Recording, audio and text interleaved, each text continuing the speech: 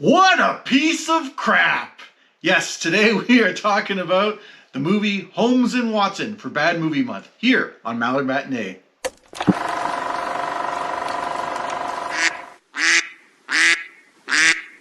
Hey guys, welcome back to Mallard Matinee.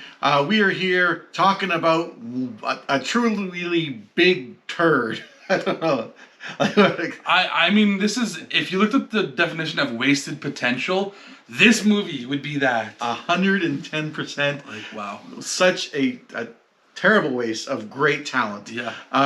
We were talking about Holmes and Watson. It's Bad Movie Month, so this month we're going to have a couple of movies that are just terrible, and this was my pick, so...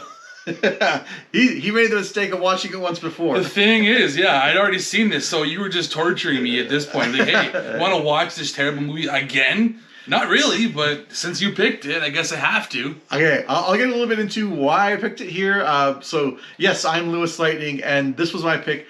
I'd seen this, the trailer when it came out, and it never looked good. Like, I think I saw it maybe, on YouTube or something, but, the reputation of John C. Reilly and Will Ferrell was like, oh, okay, maybe there's something to glean from this, but overall looked bad. They've been so funny together before. Yeah. How could this lose? So I was like, I'll see the reviews when the movie actually came out, which I was like, yeah, they were not good reviews. It was basically what I thought it looked like. Yeah. And it always stuck in my mind though. I'm like, I got to see how could these guys fail so bad. Yeah. So I finally got to watch it just last week for this. This is my first time watching it, so yeah, it deserves to be on here for Bad Movie Month. Yeah. But what about your experience with it? So yeah, I mean, it's similar to you. Like watching the trailers back in the day when this was coming out, it did not look good. Like the trailers looked horrible. I was thinking, you know what? I'm still intrigued because it is Will Ferrell and John C. Reilly. They've been so funny together before. Talladega Nights, Step Brothers. They're hilarious. They're a winning combination. You can't go wrong. And there's a bunch of other actors in this movie as well too. Yeah. That I was like, hell yeah! Why can't this be a good movie?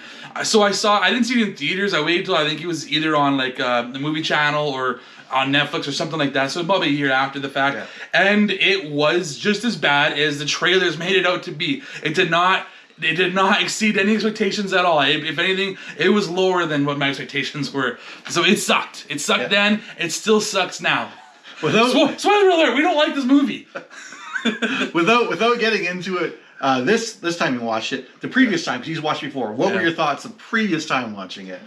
I honestly thought, okay, there's going to be some hope. There's some hope that this is going to be okay. It couldn't be as bad as the reviews say that it is. I'm going to come into it with a fresh set of eyes, not listening to what people said. I'm just going to go in and I'm going to now analyze it myself, not hear what the review said at all, and just kind of, let it wash over me, my own review and my own thoughts. And my own thoughts are that everybody was right to be negative about this movie because it's stupid. It is horrible. So, it is not stupid in a funny way. Yeah.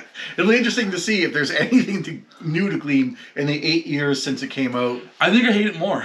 I honestly... Hey, don't spoil the ending. Don't spoil the ending. Yeah, I think I do. So yeah, we will get into the cast here a little for this movie. Yeah.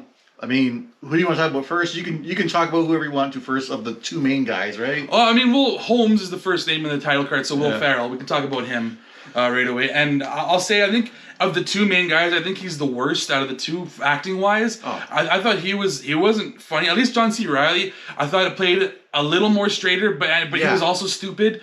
But I thought he was also a better actor. John C. Reilly was a better actor. I thought Will Ferrell's English accent was so fake and just terrible, and you could tell he was trying to play it up for laughs, his English accent, and all the things he was doing. Like, he's supposed to be this super intelligent guy, but yet everything he does is so idiotic. It's so stupid. It makes no sense. Yeah, I mean, I think a lot of that's the script. I mean, he can't choose a whole lot. I know, but he doesn't really bring anything good to it. No, he's hamming it up. And I agree with you 100% that between the two of the main guys, that John C. Reilly is the better of the two. Like, he's a little bit more subtle and stuff. He seems more in character, while Ferrell very much seems like he's putting on, like the big put on. He's just a joke. Yeah, it's just like doing a very crass impersonation of someone. Mm-hmm. That's what he's doing like the whole film, and it's not good. It's not good. It's not. So then we can talk about John C. Reilly. I don't know if you want to say he's like the second. I mean, he is a second like, Holmes and Watson. He does do the second tier character of the two of them. Yeah. But, like, they're equal pretty much in this film, like, how they're there. I mean, yeah. Holmes is portrayed as being the superior detective and getting all the adulation and everything.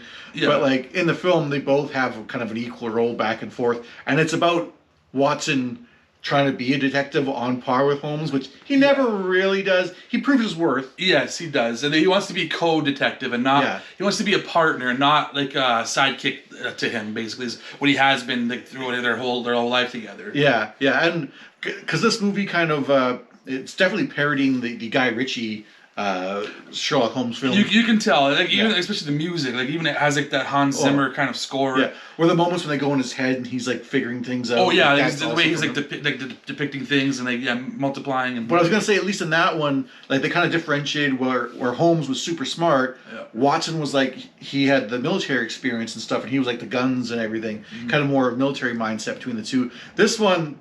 There's not really anything different between the two of them. They're just both stupid. Yes. But John C. Reilly, I think his character feels more natural. He's not doing it over the top. I mean, there are moments where they do it. It's almost like sometimes they pull one another into like you do an improv comedy, and you're like, hey, I'm doing this. You should come. And you know, comedy or improv is yes and like. Yes. So yeah, I have to join in, and I'm doing this kind of thing. Gotta continue with the flow of the scene. Yeah. So like. Reilly gets pulled into that, but yeah. Like there were moments like we said, he is kind of stupid as well as Holmes. Like there were sometimes that I actually did chuckle a little bit because I thought it was a little bit funny, like when Holmes is like in disguise and he took off his mustache and Watson was like, "Where did you go?" And he puts on the mustache. Aha! It was me the whole time. He's like gonna fight. He was ready to fight. I was like, that was a little bit funny. There are parts that. Like put a smirk on my face at most. I wouldn't say it was like ha ha ha. I didn't audibly laugh once. I don't think in the movie. No. I just want to put this one out there next. He's not even that main of a guy compared to the rest of them. But Steve Coogan was in this, and I just want to bring that up because we're talking about C. Reilly. Yeah. And like we just talked not too long ago about Stan and Ollie where they were together. So Steve Coogan's in this as well. He plays like that other detective. He was the one-armed guy. Whatever he was. Steve Coogan was the one-armed guy. Was he the one-armed guy? Yeah, he was the one-armed dude. Okay. I'm thinking of another dude. Yeah, you're thinking of the police officer. Yeah. That was Steve Coogan. The one-armed guy was Steve Coogan. And I'm wondering... I'm wondering if John C. Reilly was doing the movie with Steve Coogan at this time. He's like, hey, I got another movie. You want to join me for a few scenes? You want to... Because he's only in it for maybe 10 minutes. Something like that. He's not in for very much. Well, I think these were both in 2018. Yeah, I saw that. So that's what I'm wondering. Because they're already in London. I'm assuming they actually filmed this in London, maybe. Because there's some London shots. Yeah. Plus, that's where Stan and Ollie was set as well, too. So I'm thinking maybe it was like, hey, I'm in this movie. Steve, come on. I'm in this movie. Come on, do me a favor sort of thing. I know I was looking up some stuff on this. I saw some interviews where Steve Coogan, he's like... talking about C. Reilly, and he's like, yeah, like they're doing Stan and Ollie. He's like, yeah, we did another big turd of a movie called this. I think I had a quote from Steve Coogan about this movie. So, January 2019, about the quality of the film, Steve Coogan said, I think in 20 years' time, when the dust has settled and people are able to look at Holmes and Watson objectively, I think people will still say it is still rubbish. Yeah. So, he knew that it was a turd of a movie, even though he was in it. Yeah. I was thinking of Rob Brydon. That's what I'm thinking of. But so that's Inspector Lestrade. He was all right. He was the straight man. He wasn't. He wasn't dumb. He was actually like calling Holmes on his stupidity. And he just kind of disappears after that. Like, nothing really happens about it. But getting back to like the more core cast, I think we talked about Rebecca Hall, who's like the love interest of John C. Reilly, and also like just a smart woman character in this. Like she's kind of like the Holmes. Like equivalent, even though she falls in love with Reilly, I would say like her intelligence, she's up there. Yeah, for sure. She was Grace Hart was her character's name. Yeah, and she's a fantastic actor. It's too bad she was in this turd of a movie. I don't know if like the whole time she feels like she's too. I don't think she's good for comedies. I don't think she fits that comedic role, especially something that's trying to be so over the top as this. Yeah. She feels very flat. Well, especially when you pair her with the other woman that's in it. That's just a cat. Kelly MacDonald. Yeah, Kelly MacDonald played Martha Hudson. No. That was their. That was the other one. Lauren Lapkus. Yeah, that's the one you're talking about. Yeah, Kelly MacDonald was Hudson. So yeah, Lauren Lapkus was Millicent. And she was just stupid. She played a cat the whole damn time. I wasn't even gonna say anything until the very end. No, she was like her friend. They came to. They're both from America. They're in England, and they both fall in love with these two boys, or at least they're infatuated with them. Well, you don't even know hers because she just acts like an animal the whole time. Yeah, and it was just dumb. Having her just be this stupid cat person. To be so prominent too, like if it was like, oh, you looked through a window and someone was acting weird like that, that could be a gag on its own. And I thought it'd be great, would be better than the whole time she shows up at every scene. Does a cat thing. It's like, geez, we get it. It's not that funny. She's in it too much for that gag to be funny. I don't know if we'll say the main villain or the biggest name villain, you could say. At least the biggest Ray Fiennes. Actor, Ray Fiennes, yeah. He's in this like. He's Moriarty. Feels way out of place. Yeah. Like for his it did repertoire and everything. Like, what are you doing, Rafe? Man, you're way better than this. Yeah, and he's not even in it that much, so that's the thing. No, but he is the big name baddie of the movie. Like, what he does, it feels good. He does feel like an imposing villain and stuff. Yeah. But like, he's set apart from the rest of this film. Like, he's hardly in it. He's not stupid. He doesn't play stupid. I guess he does play that other guy that looks exactly like Ray Fiennes, like Moriarty. Yeah. So you could say that's the most he does. What do they say? He's a what do they call it? A onceler or whatever. Like he's a self. Oh, a wanker? Well, he was a wanker. They called it something else. I don't remember. They had so many different terms for it. Yeah, just like that was like the one kind of jokey part that he got to be a part of. Yeah. That was about it. And then that Kelly MacDonald was the. Yeah, she was Hudson, their caretaker of the house. Yeah. And she's always sleeping with like, these big name people. In the movie. I just remember the old man that came up, like he was in the room. I wrote down like all the people that she was sleeping with. Like they're big famous people. Hudson is sleeping with Mark Twain, Houdini, Einstein. Oh, okay. And then there was also a shot later of Sigmund Freud and Charlie Chaplin as well too, when they're all together and in bed. Well, I saw them all there, like following her around at times, but I didn't know what they were. Like I was like, because the only time we see them in a bedroom is like when. Watson tries to go to his room and he opens it up and she's in there with whoever that old man was that fell out. Well, every time she came out with a guy, it was a famous person. It was always some famous person. Not paying attention to that. I just like because it's very distinct. Like Mark Twain, okay, he looks like Mark Twain. And I think they even said Mr. Twain or something. Well, there's a shot later on where like this is stuff that's happening on the boat at the very end of the movie. Yeah. And like she's in like the boiler room part of the boat and she's got all these people that just showed up and I was like, why are all these people here? There's like a Mark Twain guy and all this stuff. Those were all the ones that were. There was one shot of them like in a bed. I don't remember if they were doing a musical or a montage, and we saw her in a bed, and she had like 5 guys around her, and I actually had to pause because I was like, okay, that's Mark Twain, that's Charlie Chaplin, that's Einstein, blah blah blah, and then later on, that's who it was. They're all her lovers, I guess, that were with her doing this scheme. I didn't understand why they were all part of the scheme. That makes no. It made no sense. I know. I thought that was so dumb. I didn't think they were characters because that has nothing to do with them being. It doesn't. It makes no sense. Yeah, she's like the real villain of this movie. I mean, sure, Moriarty's there. Yes. But he doesn't really have any hands-on in the ongoings of the story. Yeah. But yeah, I guess unless there's anyone else you want to talk about from the cast. I was going to say with her, I noticed her voice right away because I knew. I have seen the movie that she's in. She's very prominent as a voice actor in Brave. She played Merida, the redhead girl. Kelly MacDonald you're talking about still. Yes, still okay. her. Yes. Yeah. What you were gonna say about her? Okay. Her voice was very distinct when she had that Scottish accent. I was like, oh, okay, that sounds exactly like Merida. And I looked her up. I was like, okay, that is. I'm her. wondering. I have notes in here that there's some clear parts where she is dubbed over. Like you can see that the lips do not match what's being said. And I was like, is that because of her accent? Or it's just because the quality of this movie is so shit that they dubbed it in anyways. They just dubbed it in after the fact or something. Because there's several points where I saw and it's always seemed to be her though, so I'm thinking it was her. But she was talking and it's like that does not match what she's like. Her mouth stopped moving and there's still dialogue going. Like, what's going on here? But yeah, so you want to get to the meat and potatoes of the? Let's get into the heart of the movie itself. Yeah, this thing is great. Yeah, so we start with a flashback to.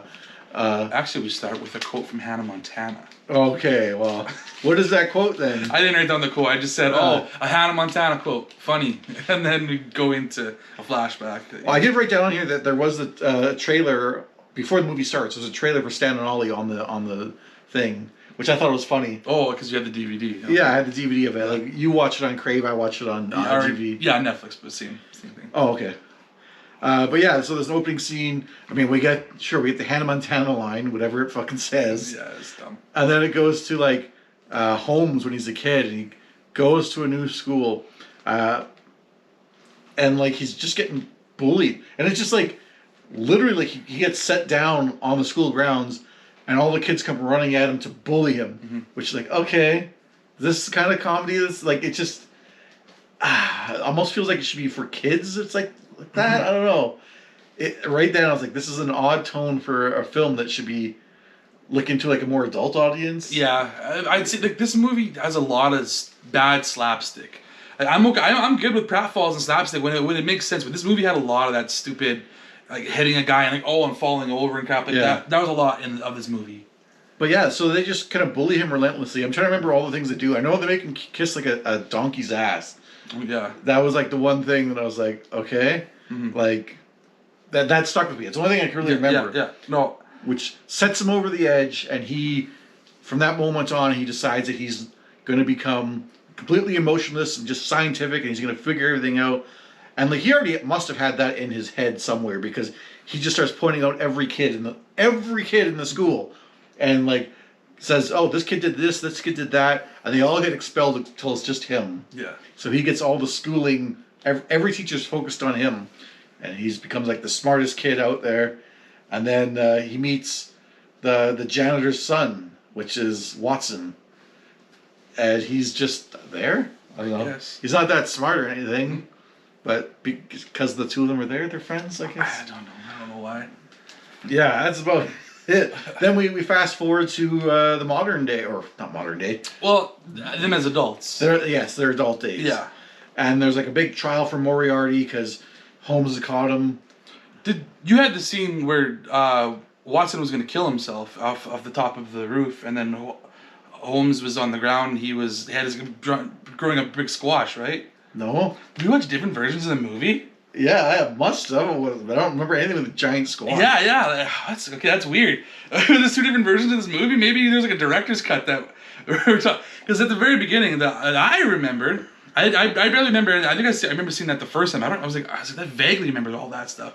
But what I remember was Holmes was on the ground. He has like this giant squash that he's been growing for a while. And Holmes is on the ground growing a giant squash. Watson's on the roof. They didn't even know each other for some reason. At this point, they were adults. As adults? Yeah, and Watson is like gonna kill himself, and Holmes is yelling at him like, "Don't jump!" Because he doesn't want him to crush the squash. It's like, oh, there is someone that cares about me. No, if you're gonna do it, go do this or something, or do this. It's like, oh, okay, he's telling me not to kill myself, and it was vaguely funny, and then it just continued on, and then he falls and lands on the squash anyways, and then they became friends at that point. It made no sense. So I'm like, that is so weird that I got that scene you didn't get it in your DVD version. Well, yeah, like mine. He actually like there's a kid version of Watson. And he Holmes deduces that he's like the son of the janitor because of his clothing and whatever. And I remembered seeing that. I think the first time I watched it, but I vaguely remembered it. And like this time, I don't think I saw it in the version I watched. Which is weird. I mean, I didn't go looking at after I finished watching the movie. I didn't go to the deleted scenes or anything like that. So maybe it got cut or something. I don't know. That's weird because when you were saying, I'm like, yeah, okay, but did I see that this time? I don't think I saw it this time. Yeah, that's weird. Nothing like that. Crazy. Maybe the rest of the movie lines up, though. I hope. But yeah, there's a Moriarty trial, and they kind of show, like, everyone's getting ready for the trial. The judge is going over, like, how he's going to sentence him and everything. But they're waiting for Sherlock Holmes to make his statements or whatever.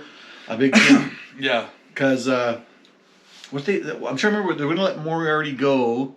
Because they didn't have any no witnesses. No witnesses, yeah. So they didn't have any circumstantial evidence that puts him there at the time. So you like see that the courtroom is like stalling basically for him. Although he's supposed to be at certain time he's supposed to show up. Mm-hmm. But then it cuts back to like actually where Holmes and Watson are at Holmes's place, and they're just picking out hats and what he's gonna wear and discussing how he'll present his argument, like literally how he's going to raise his finger and all this stuff. I was going to shock the audience by showing up and being like, I deduce, and he puts his hands up. Yeah, that's what he's practicing. And Watson's kind of like a straight man, where he's like, we have to hurry up and get out there, or whatever. Mm-hmm. And then, You remember all the hats he put on? One of them was a MAGA hat. So funny. I think it was big, but it wasn't. It wasn't America Great. It was something like that, but it was a red, kind of like you had for your 40th birthday. What the hell? The Shriner kind of hat. Fez, yeah. It was like that, and it had writing on it, but I can't remember what it said on it. Yeah. Okay, so we're doing President Trump jokes now. I thought I had a joke about that, but. I thought I wrote something about that, but maybe it was like later. There was another later Trump joke too, with the two girls and them as well. Talk about that a lot. Yeah. But yeah, I said like right from the writing is already atrocious before the Moriarty trial. No joke is funny. It seems like the director relied entirely on Ferrell and Reilly's British accents and improv to carry everything. Yeah. That's what it seemed like just immediately. Mm-hmm. Then they get like a letter, or almost a box. They get a box from someone anonymous, they don't know who. Yeah. It's got like one mosquito in it that they chase. They chase throughout his apartment. Yeah, and then they smash this thing of Africanized honeybees, and they get attacked by bees, and then they just end up at the trial. Like, they don't really show what happens after they get stung a whole lot. They jump out the window. But the next thing we know, they just show up in the courtroom. Yeah, they show up in time, I guess. Yeah. For the courtroom. I'll get, like, one thing that made me smirk is, like, John C. Reilly with the guns, and he's just shooting fucking everything. Yeah, just putting holes all over the walls, yeah. And it's just, like, stuff you could just do by, like, hey, don't do that, or, not using guns would be simpler, but he's just shooting everything. Yeah. Like, he even shoots, like, the stenographer at one point. Yeah, I thought that was a little bit funny, yes. The music did not fit this film at all. I thought throughout the whole time. No? You don't think that Hans Zimmer type music fit this movie? No. I don't really remember that. No, it was just like the music was similar to like the score from Sherlock. It seemed like they put a lot of like pop and rap stuff in here too, though. Didn't you get that? Did they? There might I think there was. Yeah, the actual like music like that. I'm thinking like the score of the actual film. The score of the film seemed all right, yes, but like they put in a lot of like modern music. And that's what kind of what you get from like a bunch of parody type movies. You're gonna get like modern takes and think, oh, it's funny, like have people twerking and stuff like that. So funny. So it's kind of hard to go through this whole movie because at this point, like this is the most structured it gets until the end. Yeah. Because then. At the trial, he says this is not Moriarty. Like, you're not even sure if he's right. Yeah. At that point, you're not sure he's right. There's no reason for him to think that it wasn't Moriarty. He didn't have any evidence to say why he wasn't. Yeah, he says the guy that's claiming to be Moriarty, and there's no witnesses or whatever, isn't actually Moriarty, and the real Moriarty is in America type thing. And then after that point, I guess the Queen shows up, and... No, does she show up? No, they have a ball. Yeah, they go to a ball. It was supposed to be like a surprise thing for Holmes. Yeah, a surprise party for Holmes. Yeah. And they find like a dead body in the cake they're going to make for him.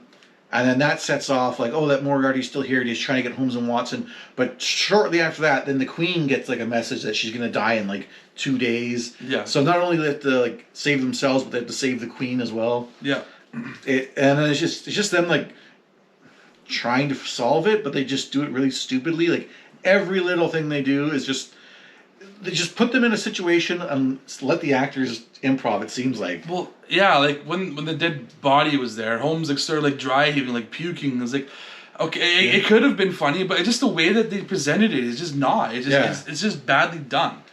It's not funny. And for a guy that's a detective and who would seemingly see dead bodies all the time, you wouldn't think that he'd be reacting to this. Well, even with like John C. Reilly, because he's the doctor still, and he's with Rebecca Hall, and they're gonna like do a autopsy on him, but they're making it like it's like a love thing, like they're rubbing the bodies down sensually, and I think maybe they kiss almost like Ghost, But it doesn't really when they're like putting their hands together and they're playing that song. It doesn't really ever get into anything funny though. Just okay, we feel like you're building, and then it just stops, and I was like, nothing ever really funny happened. The fact that they were wiping all that cake off of him was funny. Of a dead body, and it was being sensual. Yeah, it was funny. Then there was a lot of like I wrote down it was like brain dead millennial or Gen Z kind of humor. Like, and I don't know, like we're millennials too, but I mean, this felt like someone is trying to make the joke about millennials and stuff. Like, there's a big joke about texting where, because they don't have phones then, so they're texting with what's that called? Morse code through a telegram.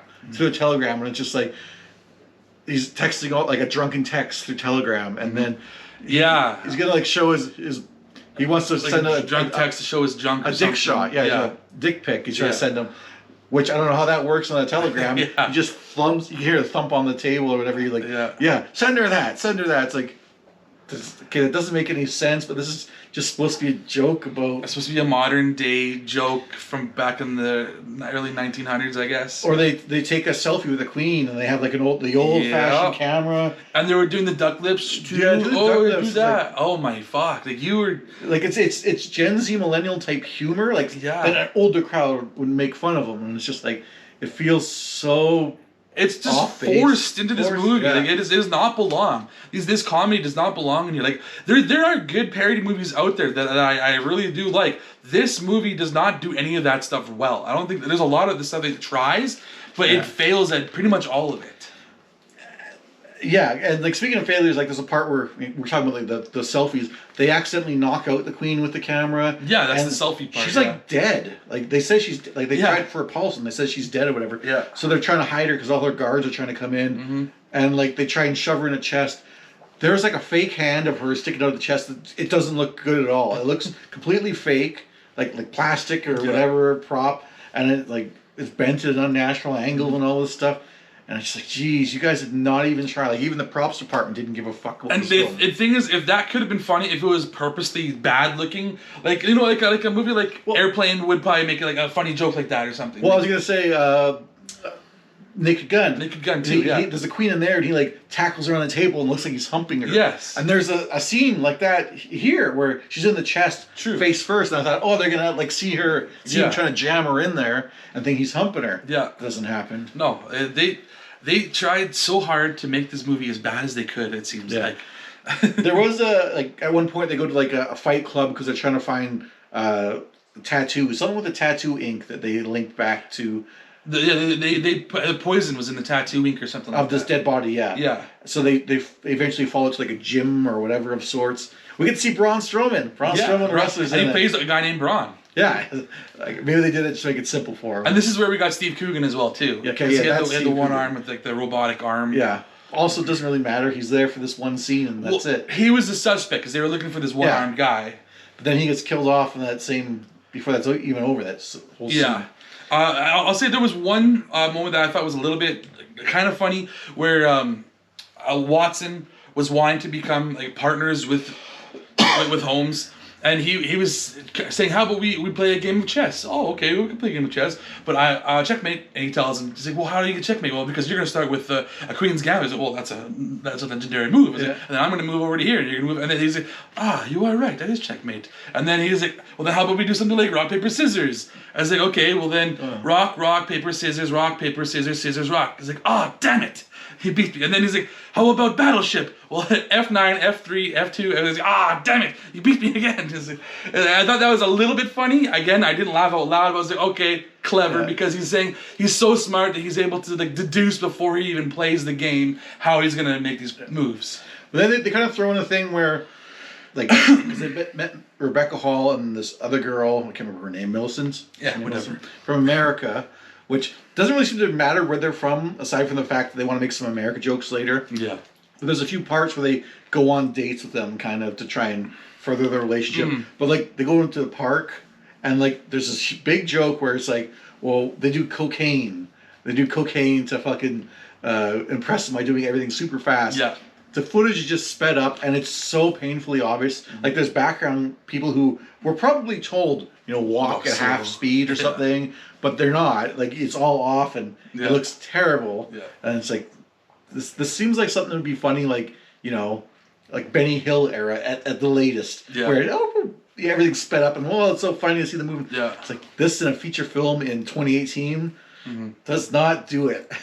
Also, there was another moment that was also a little bit funny when Holmes poisoned Watson and he needed the antidote, He's like, "Why did you do that?" He's like, "I wanted to see the effects," and he saw all the different side effects that he was getting. So I liked when he actually gave him the antidote. He's like, "There, all better, right?" And then his one eye is like milky white, gross looking.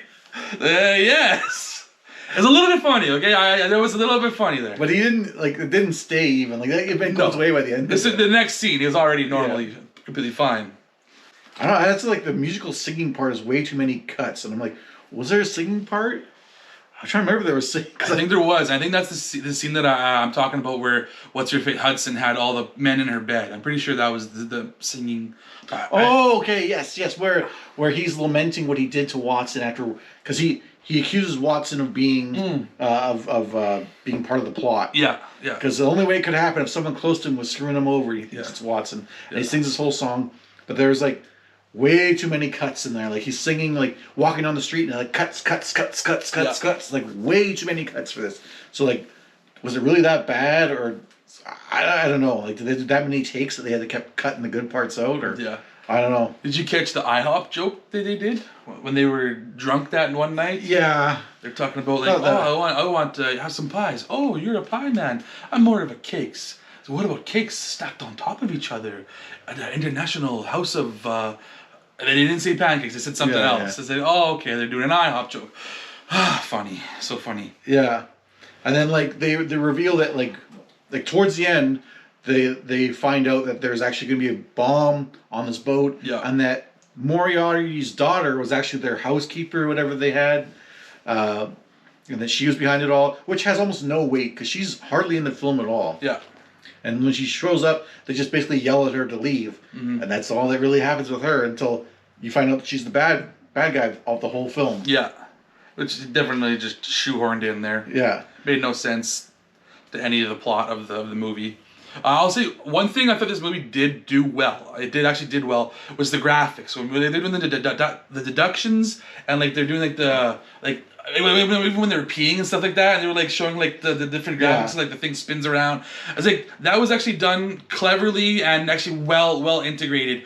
It's better than the movie deserved. Actually, I thought it's these graphics deserve to be in a much better movie than what this is. Yeah, the peeing one was actually kind of like he deducts how to pee and everything, and then he's like, it's like the first thing he forgot to do was undo his zipper. So he pissed himself. The whole time.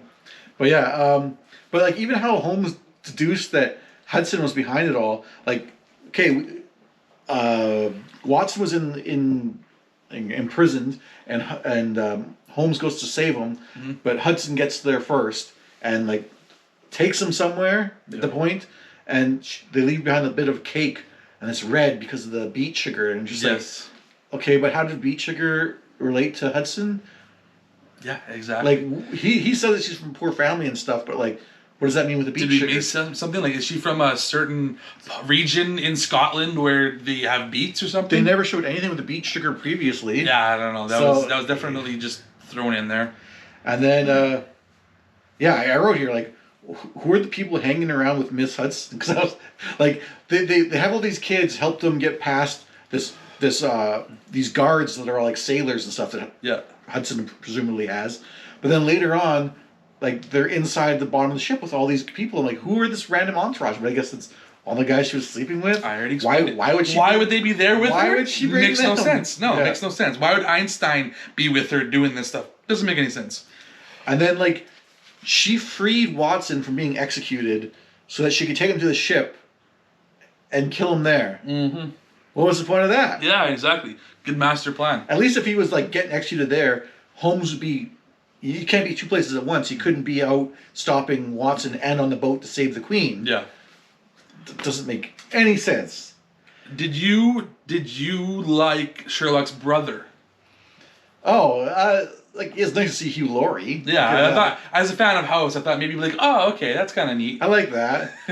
I kind of liked how like they had like mental game of. Yeah, they were like able to read each other's minds. But just the whole Watson trying to get in there. Yeah, it's just strange. He's speaking basically like a caveman the way he's talking because he's barely reached their level. And then like there's a part where he like has the bomb, and he's like they're deducting how to get the bomb out of the building, whatever. Yeah. And eventually Watson takes over. He does it because he just makes his own deductions. Yeah. Which far more reckless than everything, but he does it right. But math is hard. Yeah. He's gonna do the angles and the different But there's a scene where he picks up the bomb and like there's an open doorway, and then when he turns to throw it out that direction, it changes to a closed window which gets shattered as he throws the bomb. I'm like, why did you change that? An open door or closed window, like it's still going out either way. It lands in the boat with Hudson and blows up, kills him. And it was all aboard the Titanic, I think, right? Was the Titanic? That was the Titanic joke as well. No, the good Titanic joke was when they get off and it's at the end. Billy Zane. Yes. Is that Billy Zane? He's a handsome man. Just out of nowhere. Yeah. Like, it's nothing to do with the rest of the story or anything. Not at all, just because it's a Titanic joke. Yeah. They don't even call him Billy Zane. They don't call him whatever his character is. No, they just called him Billy Zane. They said Billy Zane. Yeah. Not whatever his Titanic character is. And then, like, at the very end of the movie, you see, like, Holmes and Watson's doorway, and he gets, like, Watson gets a little co-detective sign that's smaller. Like, that was the conclusion there. I knew exactly what was going to happen. As you saw the sign, you knew it was going to be below a giant version of a Holmes sign saying. But then it cuts to like later on, and they're in like the Wild West, where Moriarty is sitting in a saloon, and someone walks in the door or something. No, he gets handed a drink. He gets handed a drink from the gentleman at the bar, and he looks over, and it's Holmes and Watson wearing cowboy hats now, and they look at him, and they're like, that's the end of, like, there's going to be a sequel to this awesome movie. They're doing the reverse of Shanghai Noon. See, they started in the West and then they went to England and Shanghai Nights. They're flipping around. Okay. Yeah. And they were actually Holmes, the author, Sir Arthur Conan Doyle, was a character in Shanghai Nights as well. Was he? Okay. He was. It's been a while since I've seen that. Yeah.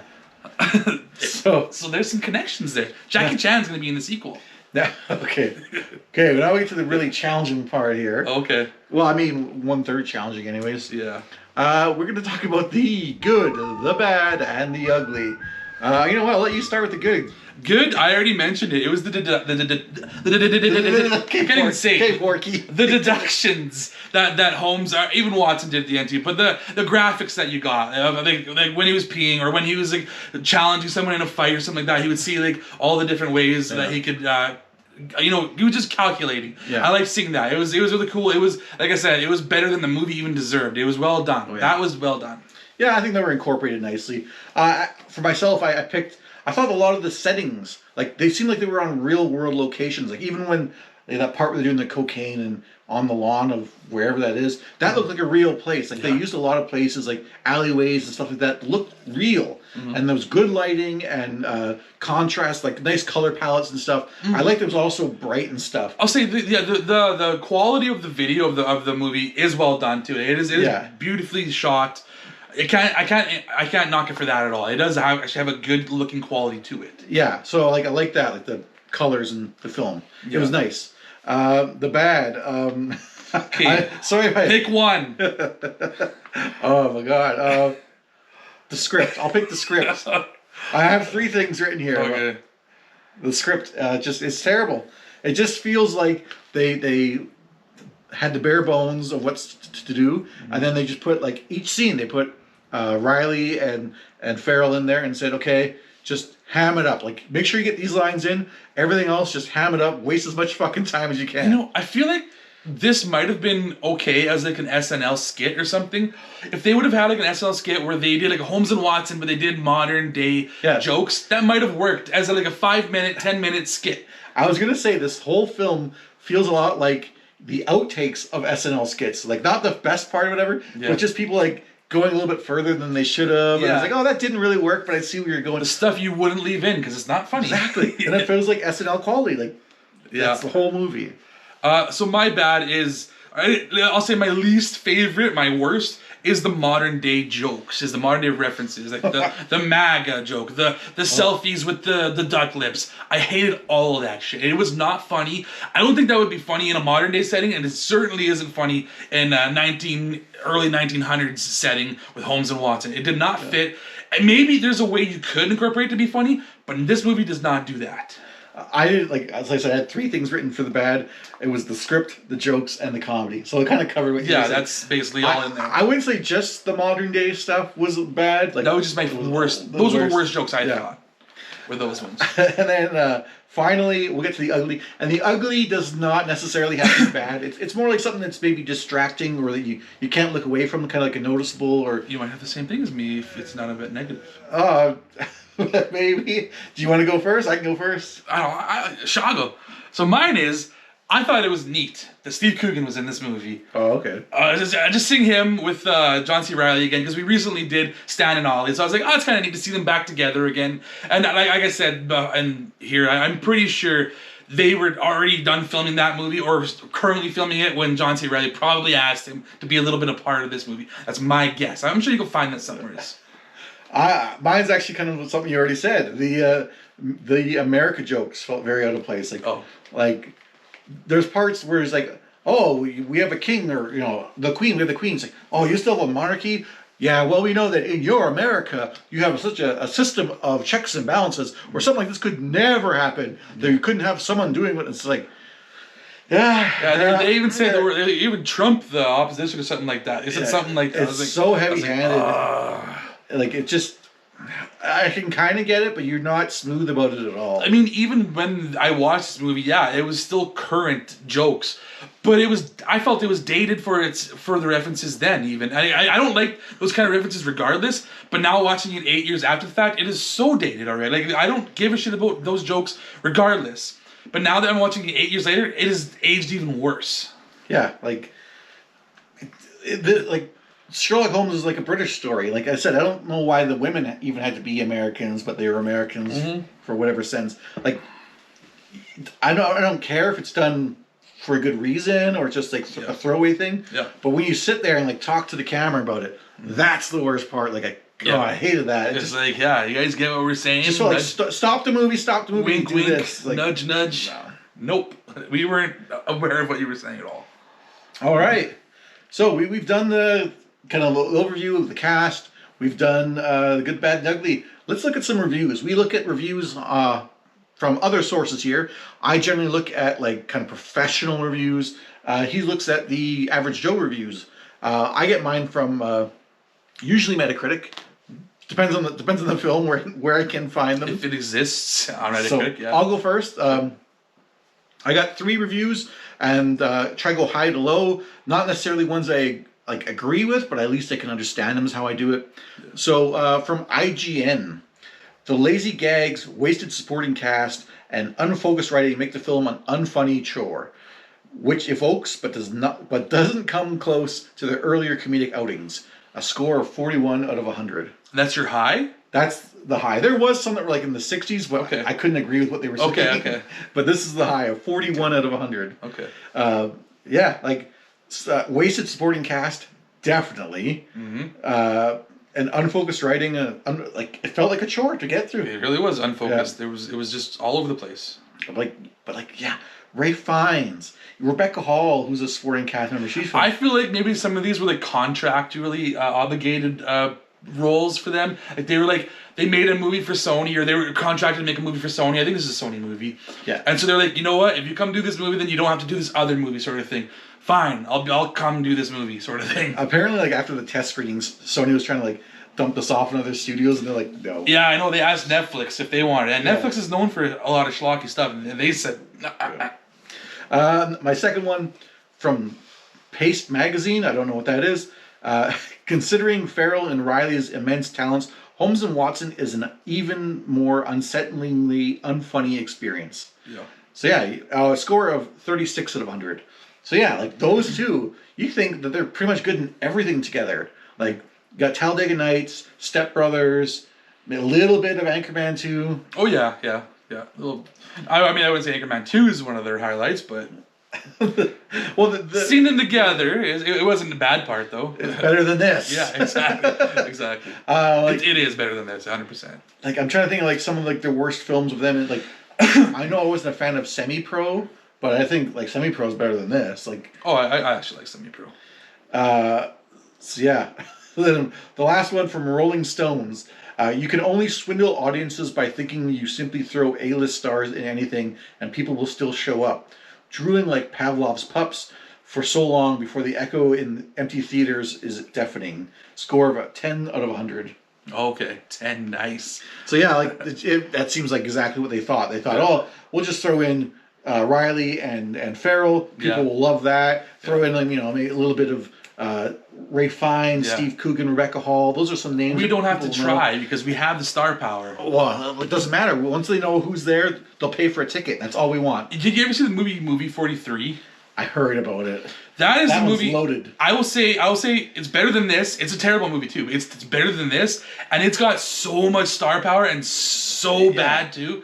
It's amazing that movie ever existed. It reminds me of that only because it has the star power. It's like they just hoped people would think it's good because of the stars that are in it. I'll save it for your movie. There's something to say, but I think it applies to yours more. Okay. But let's hear your reviews. Okay, so I like you said, I like to do the Joe Schmo, Joe Blow down the road. I go to Letterboxd for those usually, so anybody could make a review, and maybe I'll pick up your review. So I start from low to high, unlike Lewis's. Holmes and Watson, this is a half-star review.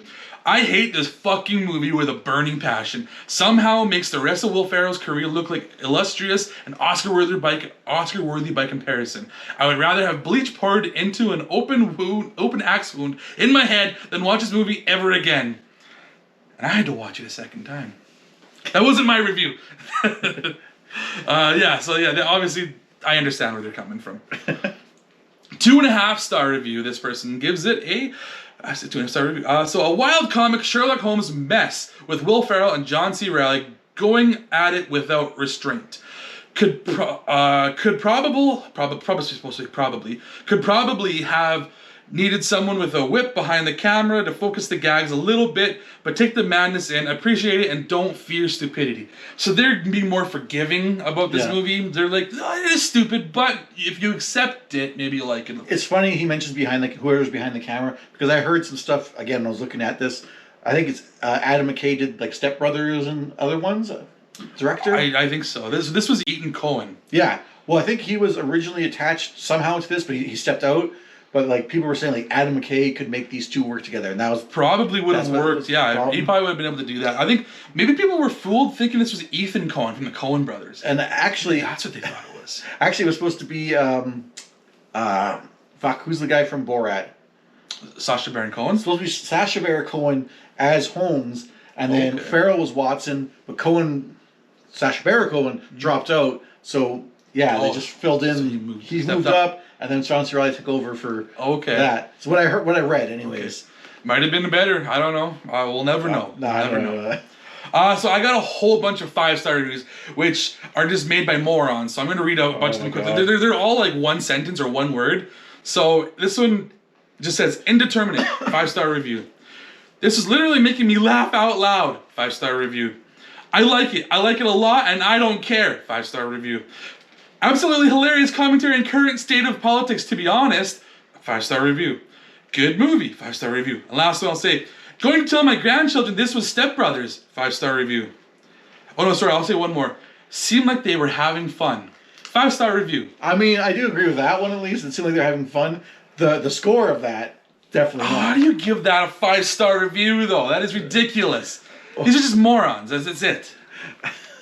Yeah, we'll go back like maybe a 3. There was something else someone said, and I was just like one of those reviews that you had. Oh, one of these ones, the 5-star reviews. Yeah, one of them like the last 3. Let's start with like the third. Good movie. Going to tell my grandchildren this was Step Brothers. They seemed like they were having fun. Absolutely hilarious commentary and current state of politics. Oh, well, maybe one more. I like it. I like it a lot. I don't care. Oh, okay. Maybe it was the current state of politics one. I was just like. Because that hardly comes up. Like they do it, and it's annoying when it comes up. Mm-hmm. But there's like maybe like 3 sections where that happens. It's not really like the whole movie. So you're gonna give it a 5-star review because you think that's funny, which is probably the worst part of the movie. Yeah. That's it for the online reviews. Yeah, that's it for the online reviews. So I guess we'll get into our own reviews, our personal scores for this. I don't know if you want to go first, or maybe you want me to go first. Sure, I can go first. Okay. Oh man. First time I watched this movie, I was probably giving it like, I don't know, maybe like a 4 or something like that. Watched it again this time, Did not like it. Even more. 2 hands. But there were certain things, like I said, the graphics were good. There was some, like the quality of the film was still good. So I got to give it a little bit of points for something. So 3.5 is where I'm at out of 10. I do think there was maybe a little bit to harness out of here. You could maybe pull a little bit of humor. It made me laugh out loud, but maybe there's something in there that you could kind of say was kind of funny. But overall, just not a good movie. Yeah, I'm kind of in the same boat with you there. Like, nothing really happens of note. Like, nothing funny, nothing like great story-wise or anything like that. Like I said, I mentioned I like the color, the landscapes that all look really nice. But this is not fun to watch. I didn't find it an actual pain, though. Like, I wouldn't say, like, I was sitting like, oh, come on. But I was just like, it was just a bore to watch. Like, get to the next joke you gotta throw out. So, I kind of mentioned before how this was like SNL kind of stuff. And I said, this kind of feels like SNL, like when they cut, but the guys keep going long and they make more jokes and stuff. And I don't mind watching that kind of stuff. Yeah. Like, oh, they're trying stuff. They're trying jokes. They're trying different things. Yeah. It doesn't work, but it's okay. I'd probably change the channel if I was sitting there watching it for like over an hour or something. Yeah. So I give this a 4 out of 10, which is kind of what you said. The first time you watched it, you said 4. Yeah. So yeah, I was like, yeah, probably a 4 out of 10. Like, I don't think I'd watch it again. It was on TV. I didn't want to watch it again. I might change the channel, but like, I didn't want to. But yeah, I think that's we've given enough of our time to Holmes and Watson. Yeah, I think we put way too much into this review. We put more into this review than they put in the movie. Yeah. Hopefully this is more entertaining than the movie was. Yeah. But you can find me. I'm the Lewis Lightning on Twitch. I'll be playing something on there every once in a while. I've been playing Assassin's Creed Shadows lately, but very on and off. And then you can also check me out on YouTube, the Lewis Lightning, all one word for both of those. YouTube's got some older gameplay videos you can check out there. Where can they find you at? You can find me at countryboy_9, but also countryboy9er, like right here on YouTube, where I unbox guys like this. This is Raphael from Joy Toy. I unboxed all 4 of the boys. I just brought this guy here so you can get an idea of how tiny he is, but he's so cool. But I'm also on like Letterboxd, like I said, I do reviews on there, and I'm on Instagram, and I'm on the X and all that stuff. So check me out, one of those 2 channels that I mentioned. You'll find me somewheres. Yeah, and then you can find both of us on Wasted Opinions. It's another channel that we host with our friend Muskeg. So, Wasted Opinions, you can check that out. We do movie reviews. Well, we just talk movies. Yeah, not even reviews. We do reviews, but we also just talk reviews. Sometimes it's movies, reviews. Sometimes it's just discussions in general, make top 10 lists, whatever. Yeah. We do movies, TV, music, food, video games, whatever. We run the gamut of anything pop culture-esque. Yeah, you can check that all out. And yeah, this actually filled up my book. If you've been watching, I've been doing reviews on this book since the start, but that one's done. So next movie, new book. What a way to end it on Holmes and Watson. Yeah. The comedy in this film was elementary. Elementary, my dear. Because you have to be a kid. Do you want to know what we're going to be watching next episode? Sure. Okay. So our next episode, stay tuned for another bad movie, or is it? That's the question. It's called Shriek. If You Know What I Did Last Friday the 13th. The movie that everybody knows. Yeah. I said that to someone, the name of the movie. They were like, no, well, what is it? Is it Shriek? I'm like, I repeated what I said. I'm like, so it's a Friday the 13th movie? No, it's everything I just said, and it's terrible. Like, it's too long of a name and confusing. Yeah. So stay tuned for that and a later review of this month. Yes. That's how you can end it, I guess. Yeah.